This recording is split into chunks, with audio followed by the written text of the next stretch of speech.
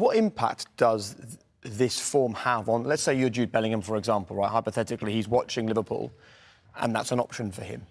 Does he make the decision based on what they've done before, or does he make the decision based on what he's seen in the last 6 months? Well, that's the worry, isn't it? That's the worry at the moment, is that, you know, you're hanging your hat on maybe 1 or 2 additions to freshen it all up, let's say.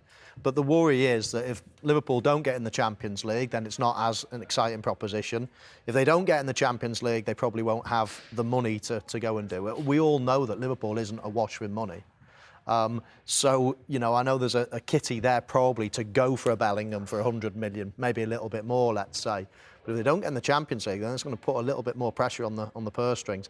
I don't believe that it's right to just go and buy a load of players. As I say, this team have proven... What would you go and get then? A couple of midfielders? Is that what... I would try to... I'd burst the bank for Bellingham, and I fear that will be about it. I mean, there may be other players that come in. I don't agree, Mo. Sorry, I don't. I just think that's all right doing that and building like players that are going to come in and that they're going to push your team on a little bit here and there on your way up. When you get to the top, Man City ain't going out and buying a little squad filler. They're buying Haaland. Yeah, and Liverpool will go and buy Bellingham. But they haven't done that yet. No, but they've not proven they can do that. They've got a history of doing that. They went and got Van Dijk when they need a centre-half, get the best in the world. That's the way on the way up. We're talking in recent seasons, the last couple of seasons now, few windows we've seen. They haven't bought players that come in and change the first 11. Yeah, but you find them.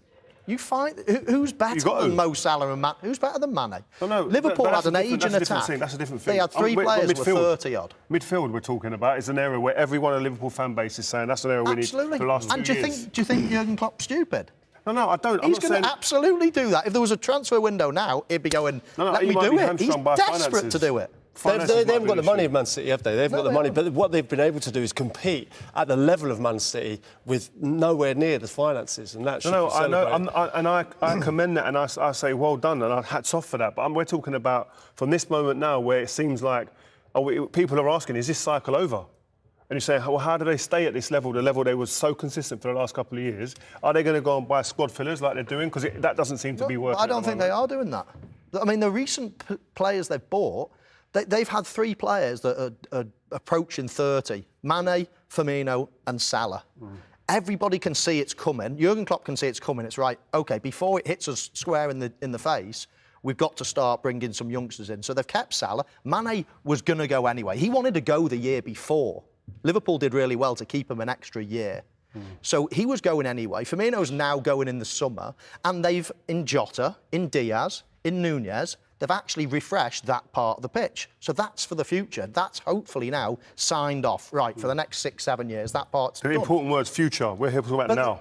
Absolutely. And the now is the next transfer. You can't get Bellingham at Christmas, Rio. You know that. No, I'm not. But the window before, I'm talking even in the summer's just gone. Like, you think like, you're going to get a player that's going to come in and go, right, take on the mantle, either in midfield or even forward, wherever it is. There's got to be sometimes a signature player that you go... But they wanted Bellingham. They wanted Bellingham, but Man City bought Haaland. So Dortmund were never, ever going to let Liverpool buy Bellingham There's a world of players. There's a massive world of players. But then you're dropping down to players that you don't... That you want Bellingham. So and he kept his powder dry. He thought, right, no, I'll wait a year and I'll just get him next summer. If Liverpool get Bellingham, they're like Stevie, yourselves have had to have run the channel to get him.